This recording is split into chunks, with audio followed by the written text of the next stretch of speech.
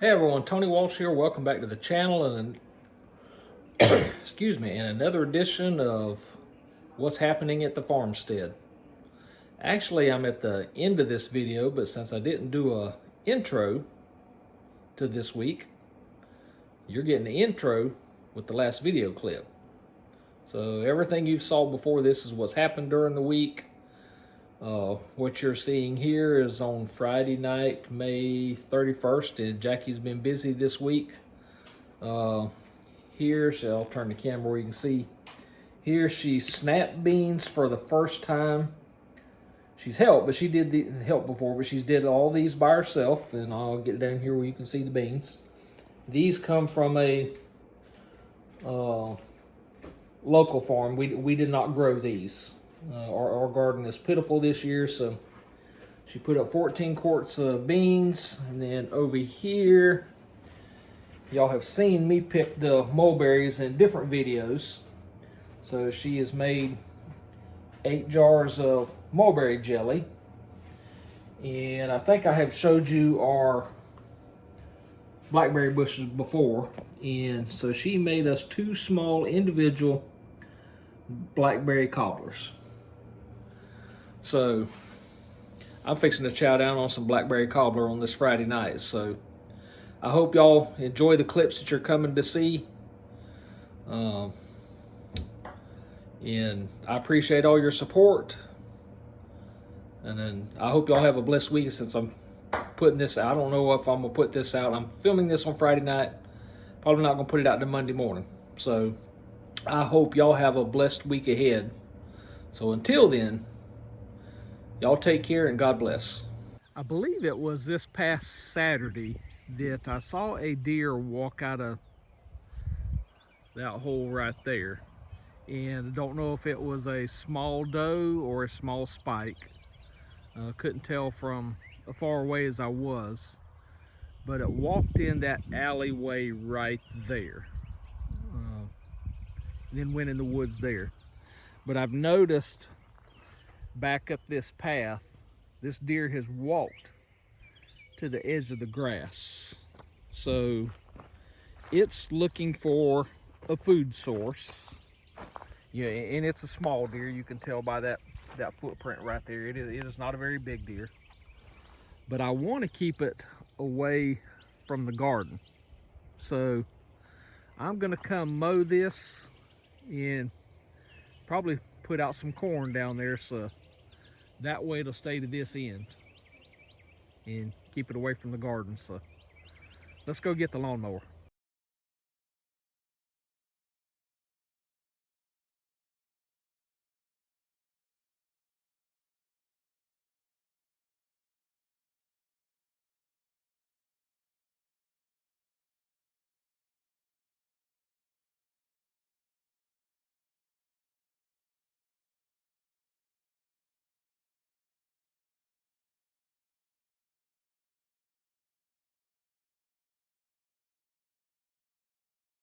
Okay, so that's mowed, and I knew there was no stumps in there because this used to be wide open for a 4-row planter. A tractor with a 4-row planter could drive from the field here behind me that you just saw all the way to the fields over there on the highway. So I wasn't worried about stumps, but I mowed it with the blade high. Then I dropped it at a 5, and then I dropped it down to a 3. Just because there were still twigs and stuff like that in here, so I've got to come in here and do some cleaning up.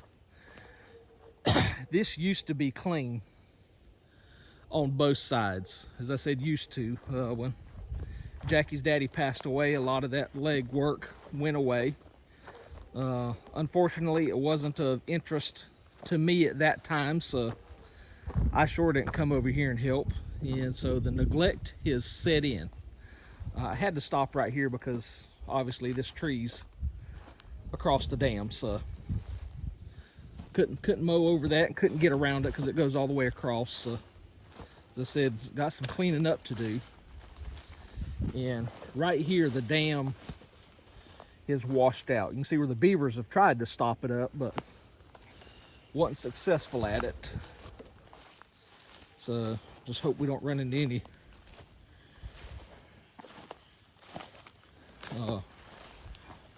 rattlesnake moccasins out here. And here's the pond, one of the ponds. You have seen me do Farm Truck Fridays occasionally from this pond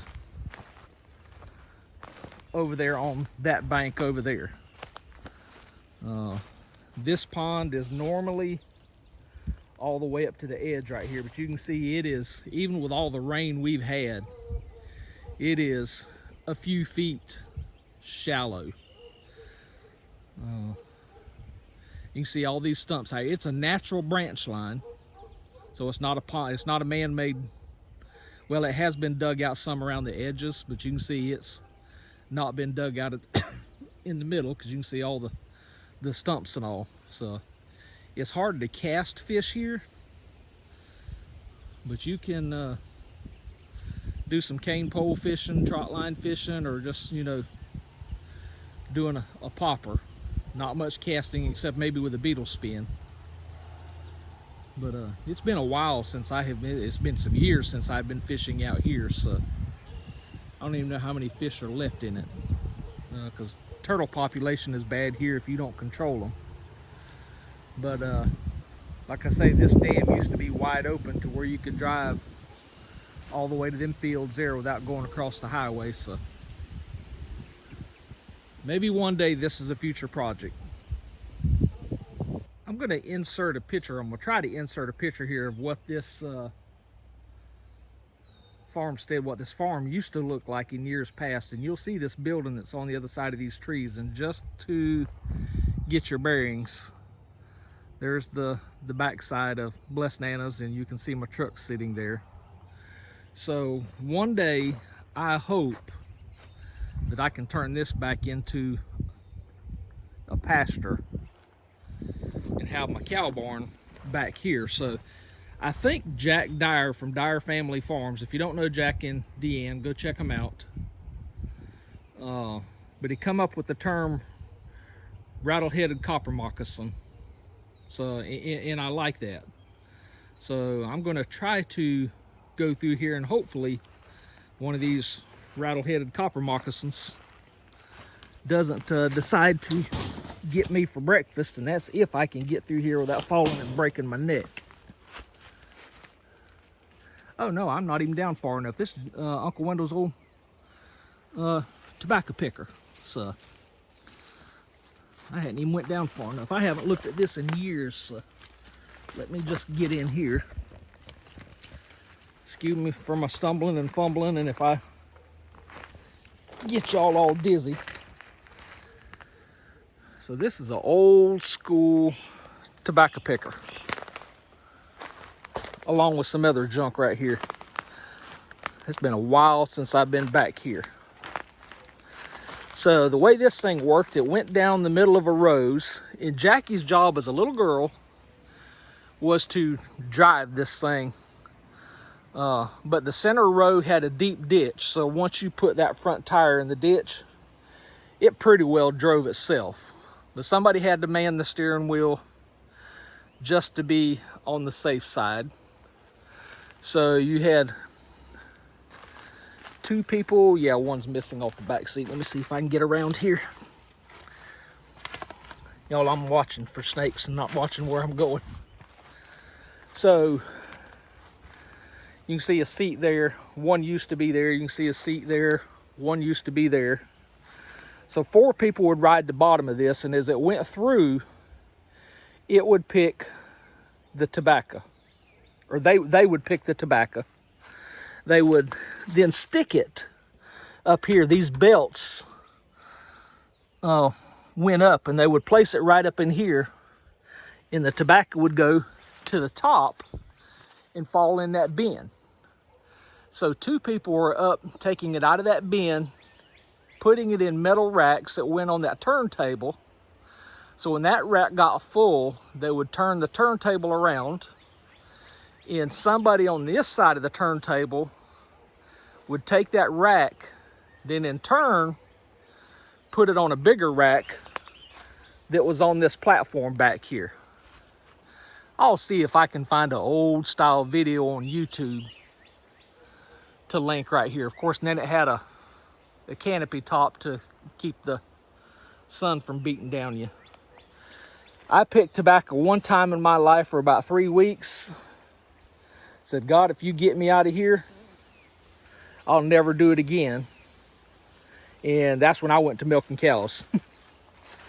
Yeah, here's a better setup of how the tobacco. So they would just pick the tobacco, hold the stalks in their hand. Actually, the stalks had to be out. So then you would just take it in here, and you had to be careful not to get your hands pinched in there. So you had to hold the stalk out here, so where the leaves would go up this conveyor right here. So that's an old time tobacco harvester. And here's an old cultivator frame and an old fertilizer spreader right there. Never paid no attention to these two, but if I ever get to clean it up, I guess I can start my scrap metal pile. And here's the old barn. I just didn't drive down far enough. So you can see it has been used for, and again, this used to be clean as a whistle around it. But obviously it's not now. Just used for junk storage. And this was the old hog barn. So old-timey tobacco sticks there, and we will save them. Blocks here where the hog waters sit there on the blocks to keep them out of the dirt. Got some roller woven wire there, roller woven wire here, another piece there, 2 planters that have been taken off the frame, a couple of fertilizer hoppers,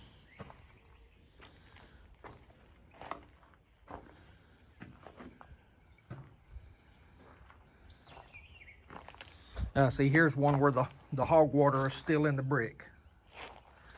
So the hogs get their water out of that. Well, here's one right here, one here on this side, one here on this side. So evidently there must have been a fence running between this post and this post. And you can see where the water lines were. And this building had electricity, so I don't know how the power was run down here. Don't know how the water was run down here. So that's going to be interesting to research, but got a hog feeder. The lids are gone, but still it's a feeder. And got several hog panels right here, which we have been robbing from those.